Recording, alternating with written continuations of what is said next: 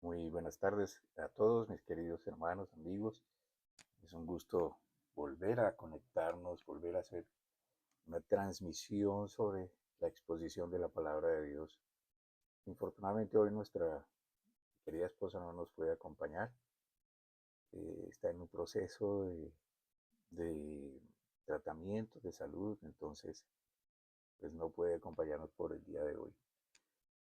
Confiando en que todas las cosas van mejorando y esperando lo mismo de ustedes, que todas las cosas en sus vidas estén conforme a la voluntad de Dios, que ustedes estén aprendiendo a cómo vivir conforme a la voluntad de Dios. Bueno, muy bien, como les decía, doy gracias a Dios porque es un privilegio poder hablar de su palabra en este tiempo, sobre todo en este tiempo cuando hemos recibido la advertencia del mismo Señor donde nos dice que habrá tiempo donde la gente va a querer oír y no podrán de la palabra de Dios porque no habrá quien.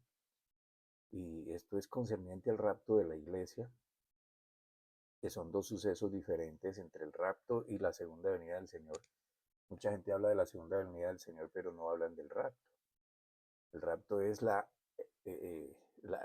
cuando el Señor viene en las nubes hasta un punto específico y su iglesia, la gente creyente en Él, los que han depositado su fe en Él, que han confesado su nombre como su Señor y Salvador, pues son sacados de este sistema. Entonces, imagínense usted solamente el caos que puede suceder, pues hay gente, hay dos en un mismo lado, como dice la escritura, uno será levantado, el otro no. Entonces, pues va a haber extrañeza, va a haber crisis, va a haber, bueno, cuánta cosa, pero sobre todo va a haber una hambre espiritual tremenda, porque va a imperar la maldad, ya no hay quien predique, ya no hay quien hable de Dios, ya el Espíritu Santo sale con su iglesia,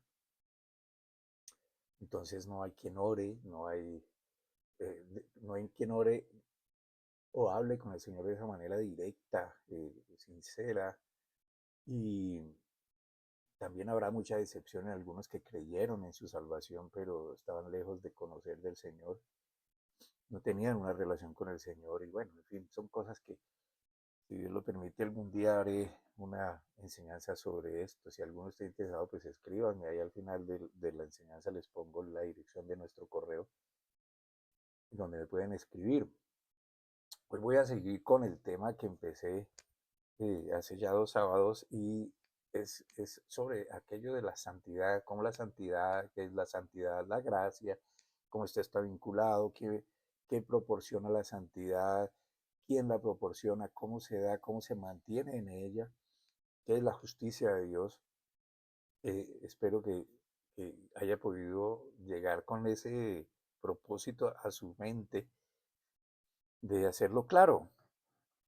Mm, Porque es importante, ¿no? Entenderlo, entender qué es la gracia. Mucha gente pues habla de la gracia, pero confunden gracia y ley, y gracia y mandamientos. Y una cosa es la ley, y otra cosa es lo que el Señor habla y manda, que es toda su palabra básicamente. Y cómo es que Él nos enseña a vivir conforme a qué. Entonces ese es el propósito, ¿no? Y espero que usted esté, como le dije, captando el mensaje y que usted tenga un corazón realmente sincero que quiere apartarse para Dios en este momentico para escuchar, para que tome nota, para que vaya a su Biblia, mire, abra su Biblia, no le tenga miedo a leer la Biblia, no piense en la Biblia como un libro que es inalcanzable, que es inentendible. El Señor ha prometido darnos sabiduría si nos enfocamos y simplemente es pedírsela y decirle, Señor, necesito entender, dame sabiduría sobre tu palabra. Y le aseguro que eso va a suceder. Pero recuerde que es un proceso de entendimiento. Dios no nos puede dar todo de una vez porque no somos capaces de entenderlo todo.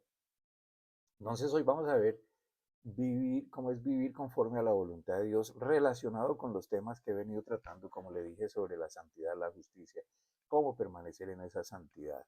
Entonces vivir conforme a la voluntad de Dios es vivir en santidad.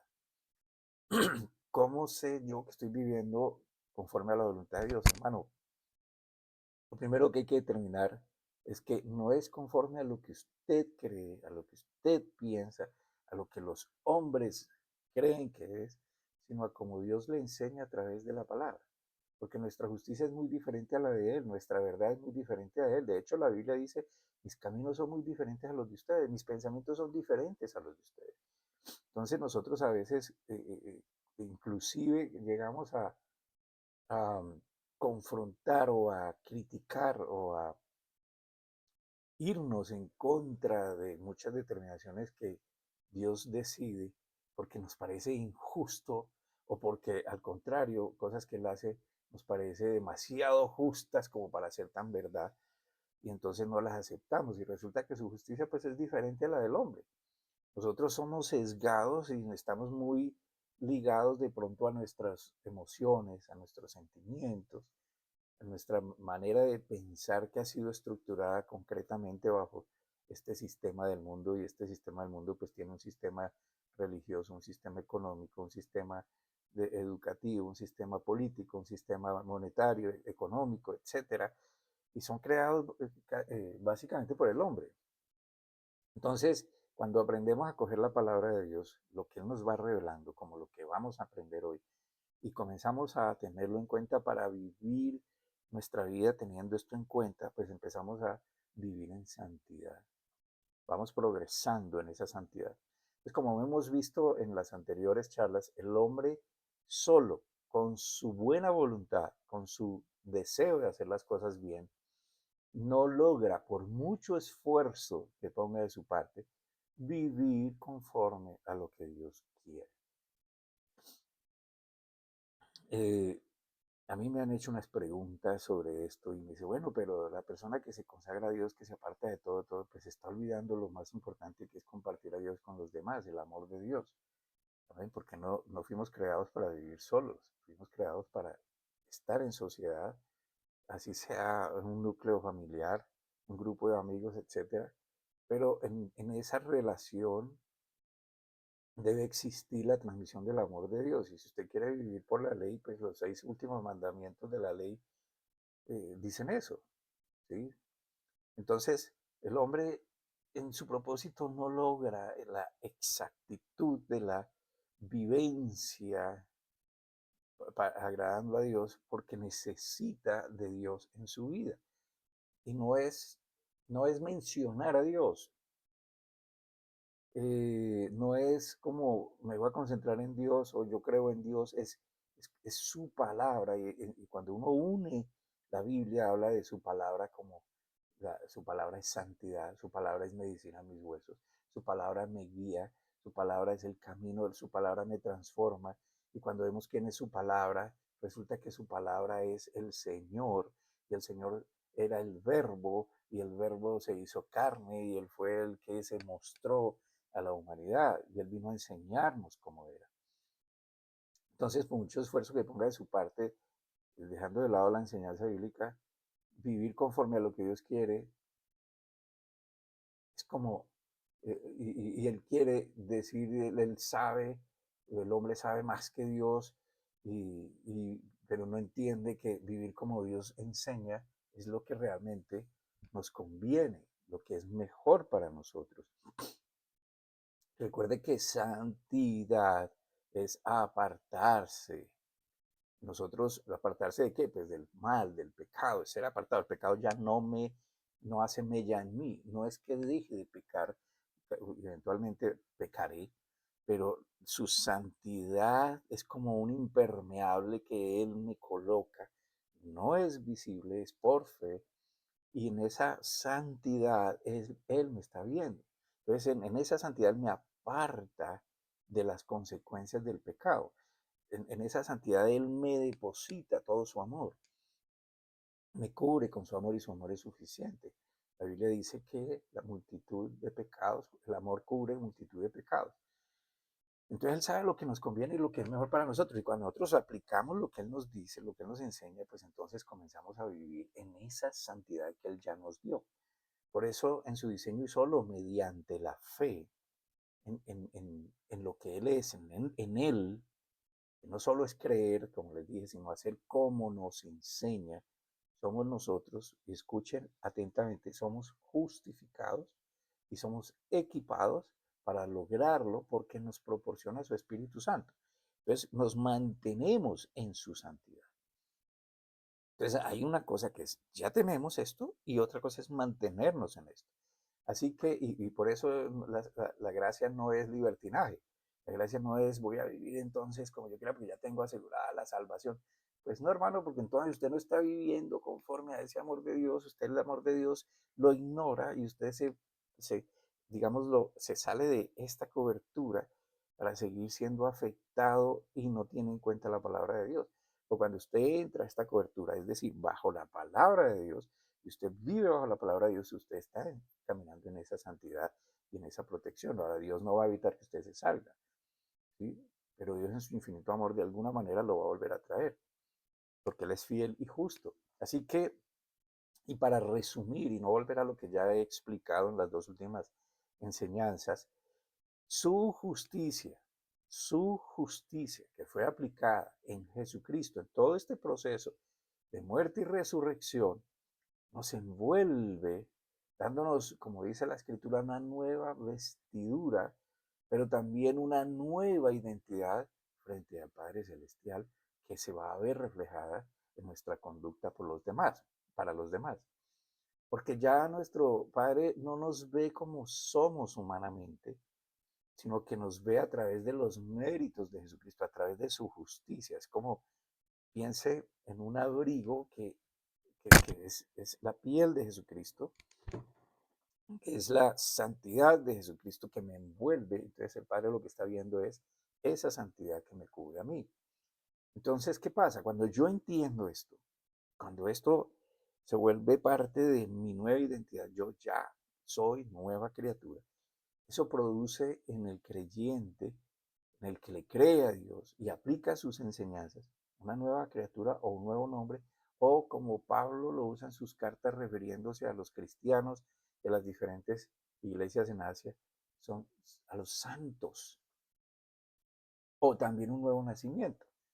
En otras palabras, hemos sido, póngale cuidado, yo no me he, Él me apartó por Él y para Él. Amén. Apartados por Dios, para Dios y permanecer en Dios.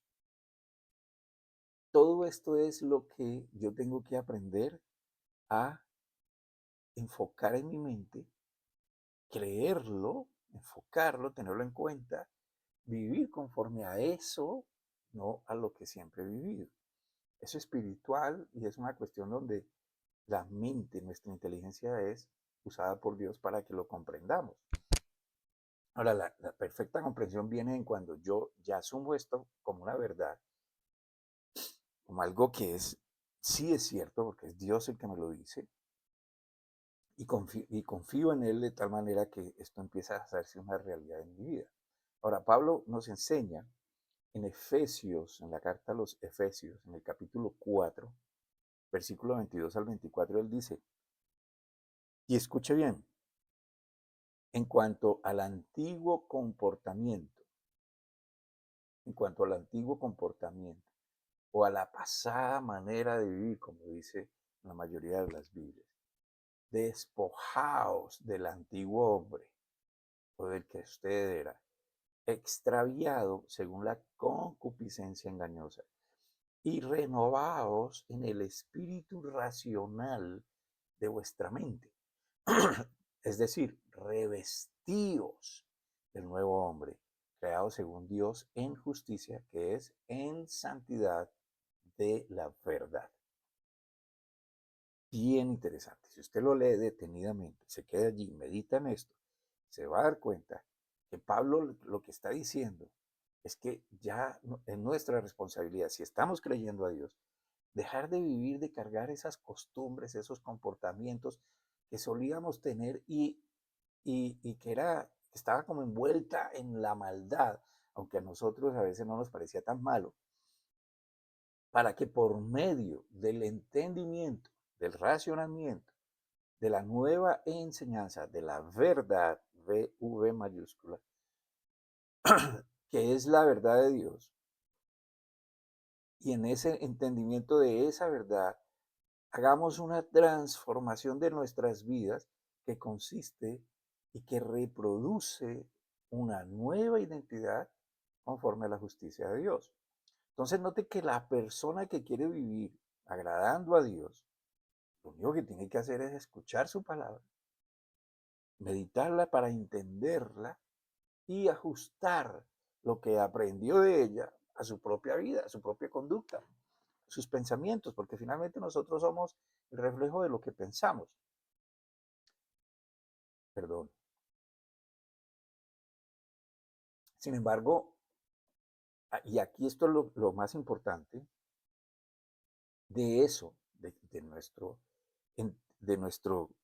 nuestra capacidad de renovar nuestra conducta, no depende de nuestra vida eterna, sino que depende de nuestro caminar correcto diariamente, agradando a Dios, porque hay un entendimiento que me está transformando, un entendimiento de la palabra de Dios que me está cambiando mi manera de pensar y por consiguiente mi manera de actuar sobre lo que no conviene, sobre lo que no edifica, sobre lo que no me sirve, y estoy adoptando nueva cultura, nueva identidad, porque eso me va a dar una nueva identidad.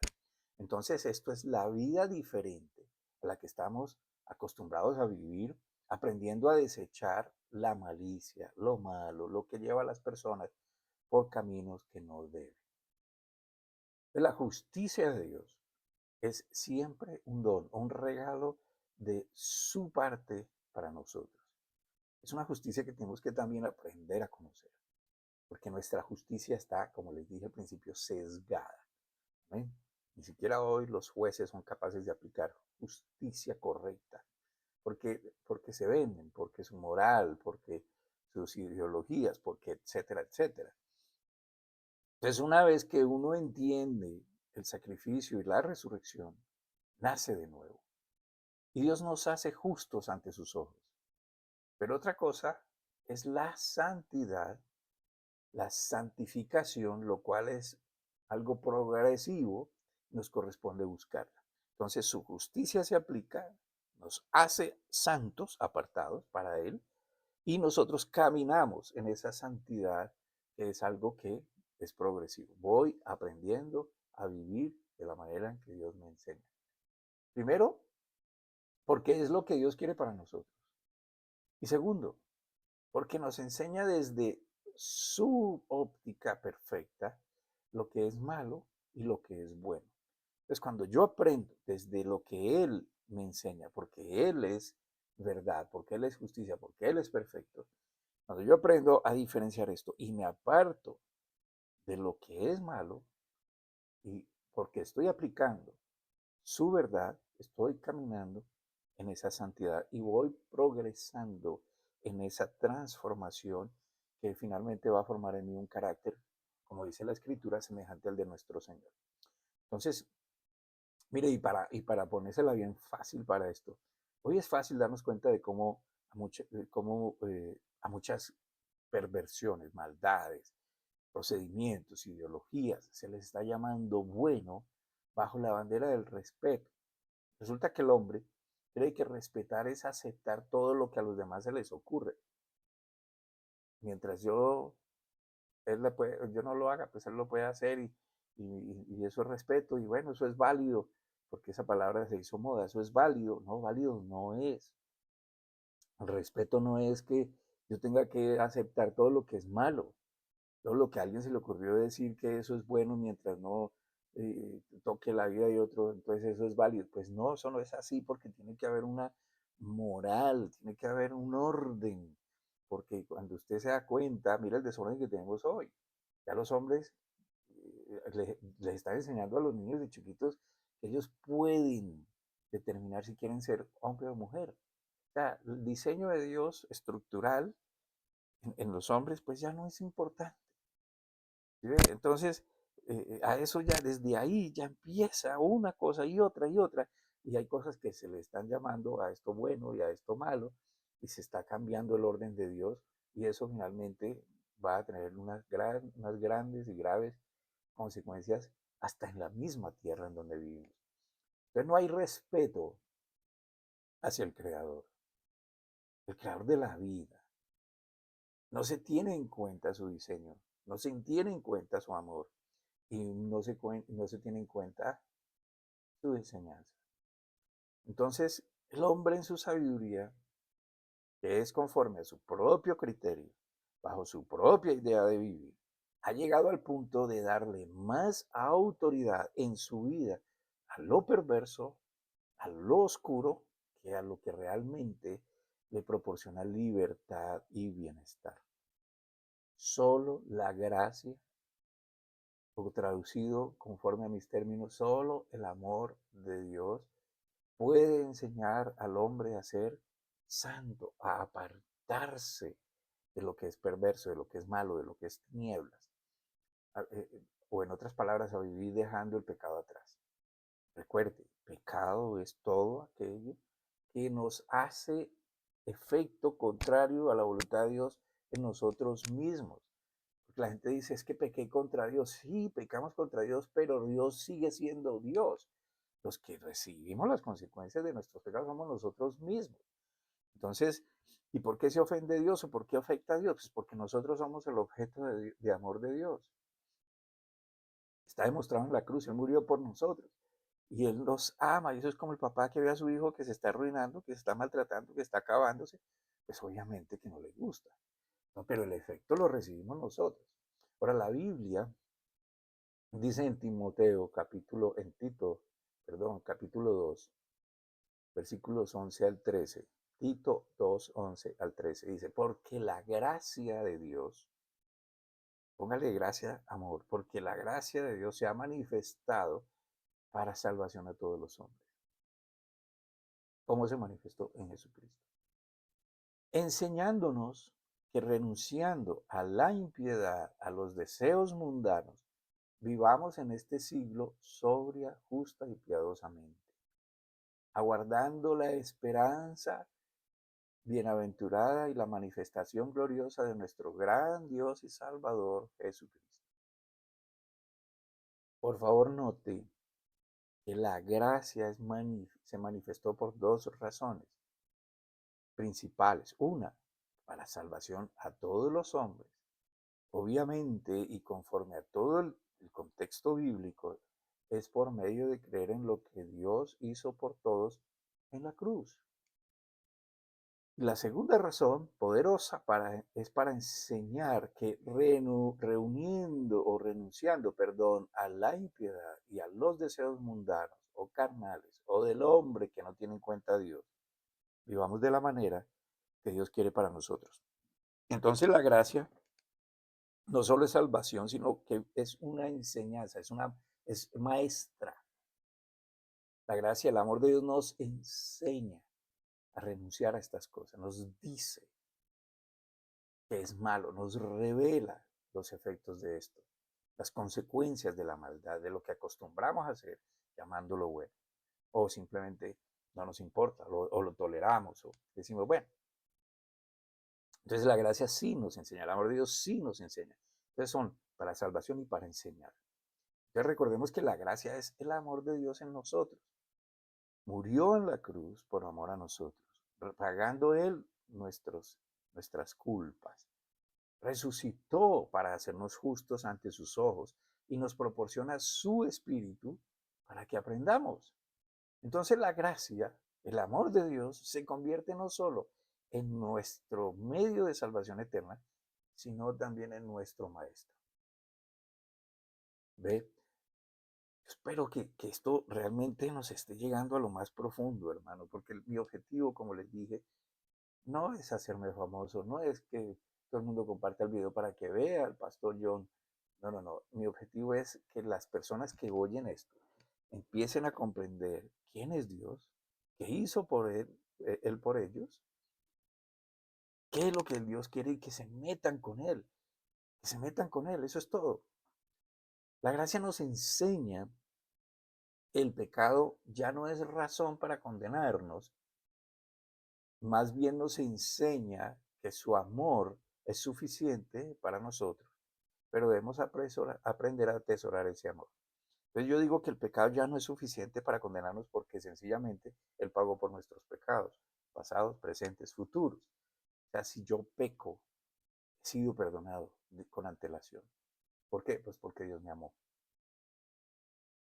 Entonces pequemos. Pues no, le estoy diciendo que la gracia, el amor de Dios si yo lo comprendo bien, si yo lo abrazo como es, si es tan importante para mí porque Él murió por mí, en esta persona confío, a Él me entrego, Él me enseña lo que es verdadero.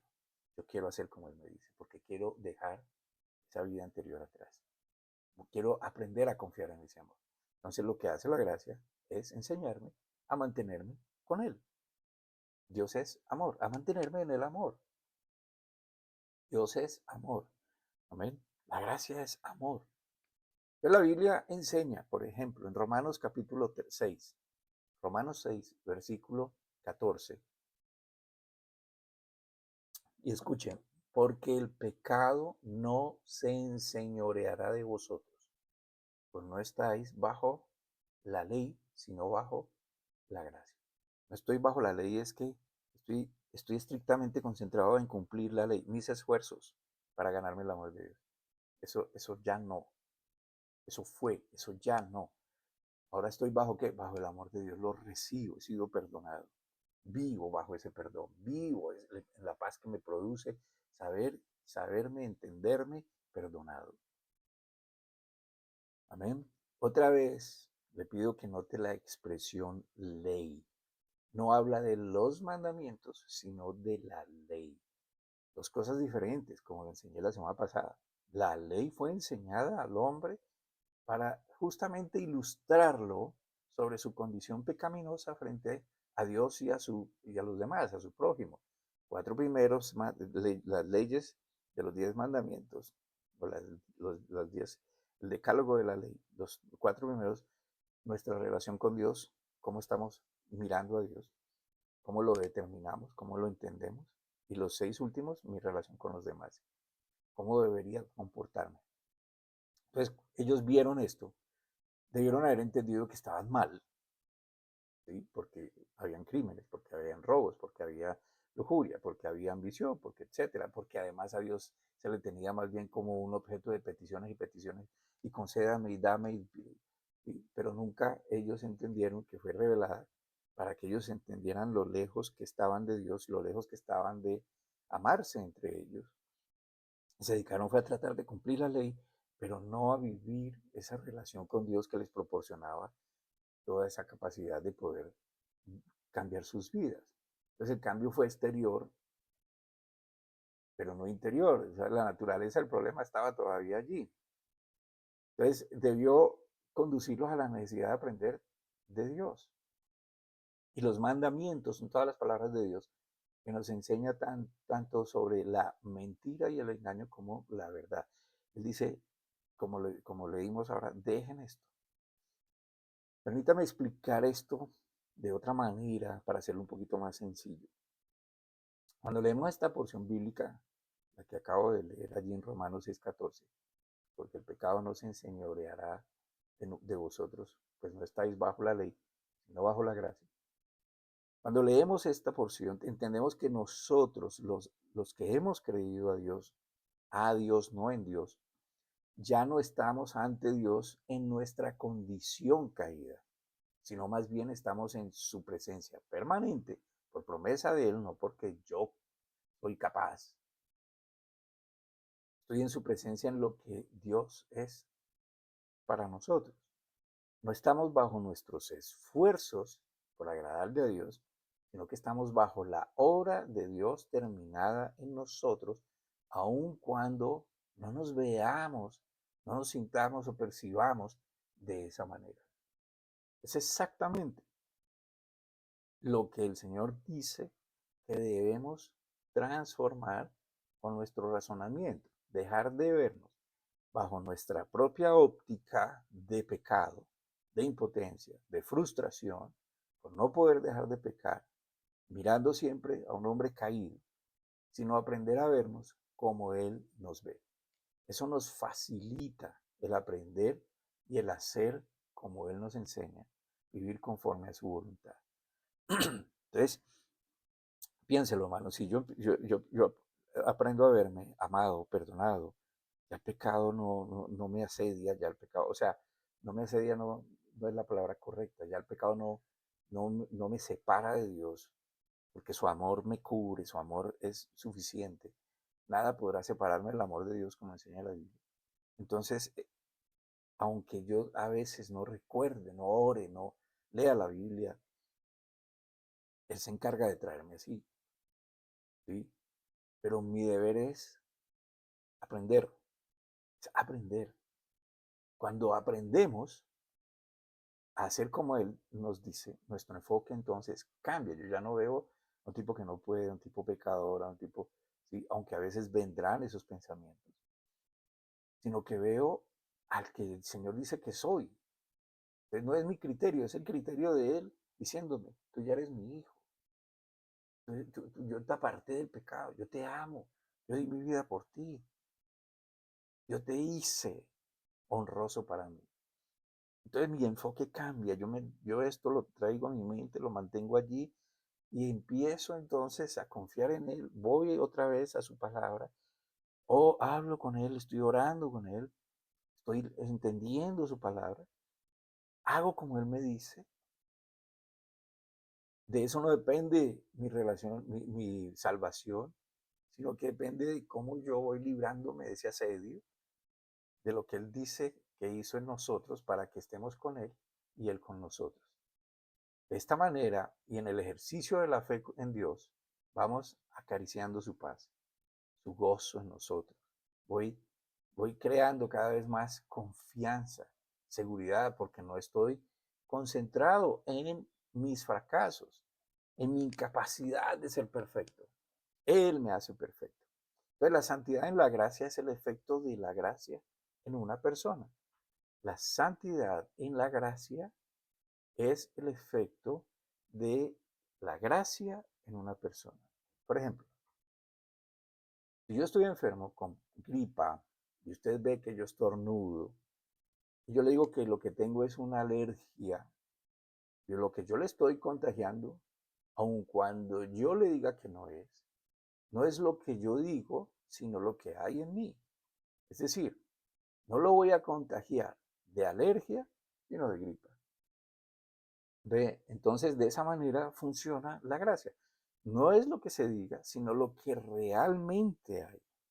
Si usted es creyente, quiere decir que Dios le ha proporcionado su santidad, su justicia, su espíritu.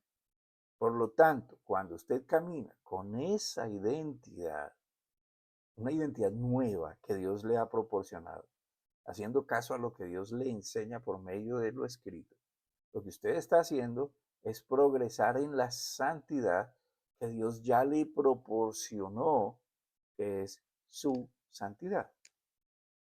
Usted no se siente santo, usted no siente ni ve en sus miembros que usted haya sido apartado del pecado y que Dios lo hizo merecedor de una vida eterna junto a Él, porque usted está acostumbrado a lo que sus sentidos le dicen, que es lo probable, lo palpable, lo visible, pero la fe en Dios no se trata de lo que usted ve. Como dice Juan, el Evangelio de Juan capítulo 20, versículo 29. Jesús le dijo, porque me has visto, has creído? Bienaventurados los que no me vieron y creyeron. O en Lucas capítulo 11, versículo 28. Y él dijo, antes bienaventurados los que oyen a Dios la palabra y le obedecen. Entonces fíjese aquí el contraste. Es aprender, es renovar mi entendimiento. ¿Quién soy en Cristo? ¿Quién era sin Cristo? Amén. Lo que Él hizo por mí, lo que yo no había aceptado todavía, no había creído, no había entendido. Así que la santidad en la que queremos avanzar no es producto del factor hombre que se esfuerza, que es muy inteligente, que se lo propone, es fruto del Espíritu Santo que nos hace santos. Solo piénselo, el Espíritu Santo viene de Dios, proviene de Dios, es Dios en nosotros, pues ya nos hizo, nos causó un efecto. ¿Amén? Y nos revela este conocimiento. Él empieza a enseñarnos como a niños, nos va transformando a ancianos, adultos, ancianos. Nos revela este conocimiento para que vivamos conforme a ese conocimiento. Pues cuando hacemos caso de esa revelación, de este nuevo conocimiento, entonces hay un efecto. Se llama el fruto del Espíritu. fruto del Espíritu de Dios que mora en el creyente, en mí, comienza a darse de una manera natural, natural. O sea, ya hay una transformación y comienza a reproducir lo que viene de adentro. Gálatas 5, 22, 23 nos ilustra de cuál es este fruto del Espíritu. Gálatas 5, 22, 23. Mas el fruto del Espíritu es amor. ¿Qué es amor? Dios es amor. Dios comienza a reproducirse en mí. Ahora imagínese usted esto. Dios es perfecto. Dios es bueno. Para siempre es su misericordia. Dios es poderoso. Ese fruto, el del amor, que es capaz, que transforma, que perdona, está en mí y comienza a darse. Gozo, paz, longanimidad, benignidad, bondad, fe, mansedumbre, templanza. En contra de tales cosas no hay ley. Entonces ese fruto del Espíritu es reproduciéndose Dios en mí hacia los demás, de manera natural. La gente empieza a ver cambios. Usted ya se vuelve una persona amable, apacible, tranquila, comprensible, servicial, sin egoísmo. Usted comienza a pensar más en el amor de Dios que se transmite a los otros y menos en usted. La santidad entonces no es una apariencia, es un producto de la santidad de Dios. No es pretender, es algo natural que surge de esa relación íntima con Dios, de aplicar su enseñanza en la propia vida. Bueno, hermanos, como les prometí, voy a hacerlos más cortos, entonces seguiremos en este aprendizaje Dios mediante el próximo sábado. Por ahora yo confío y ruego en que usted ha colocado de su parte, atendiendo con todo su ser a este llamado de Dios en su vida, a ya no seguir el camino que le está mostrando el mundo, a seguir como usted era. Si usted realmente quiere conocer de Dios, hermano, esto no es una práctica religiosa, esto es una relación que se da a través de, como le he explicado, su escritura viviendo en mí, transformando mi vida, porque le creo. Amén. La información de siempre, como les dije al principio, aquí está donde nos puede escribir o me puede escribir. Por favor, no me escriba por otro lado. Escríbame acá y con mucho gusto le va a contestar. Si usted quiere que hablemos, pues escríbame su número. Yo no comparto esta información con nadie más. Y doy gracias a Dios por usted, mi hermano, que nos apoya con sus recursos, con sus pertenencias, con su dinero para seguir adelante, para pagar nuestras obligaciones, pero también para ayudar a otros. Yo sé, como dice la palabra, que el Señor se encarga de usted y multiplicará, sobre todo para su descendencia si la tiene. Damos gracias a Dios, hermano, por usted, por su vida. Oro para que usted pueda realmente llegar a esa relación con el Señor, usted mismo con Él. Aquí estamos para ayudar, para proporcionar lo que el Señor a través nuestro le hace llegar. Es un don, no es mío. Dios me lo dio para que yo lo hiciera. Y así hay más personas, pero hay que tener cuidado. No todo el que dice Señor, Señor es de Dios. Y doy gracias por su vida. Cualquiera que sea el problema que usted tenga, hermano, sencillamente confía en Dios. Pero confiar en Dios no es decirle lo que tiene que hacer. Confiar en Dios es saber que Él es perfecto, que Él es todopoderoso, que Él es bueno, que su sabiduría es mejor que la mía, que lo que Él haga está bien. Confía en el Señor plenamente. No importa lo que usted esté viviendo, cuando usted entrega su vida al Señor, usted va a tener nuevas fuerzas. De pronto la situación sigue igual, pero confía en el Señor. Es lo importante. Es cómo aprendemos a depender de Él, al punto de decir gracias, Dios mío. En el nombre de Cristo, Señor, todos los que están allí escuchando, viendo, Señor, te pido que ilumines su mente con tu palabra. Dale sabiduría y fuerza para que ellos mismos busquen de ti permanentemente. Enséñales, Señor, lo que es bueno y lo que es malo, como lo has prometido. Y sobre todo que tú diste tu vida por cada uno de nosotros.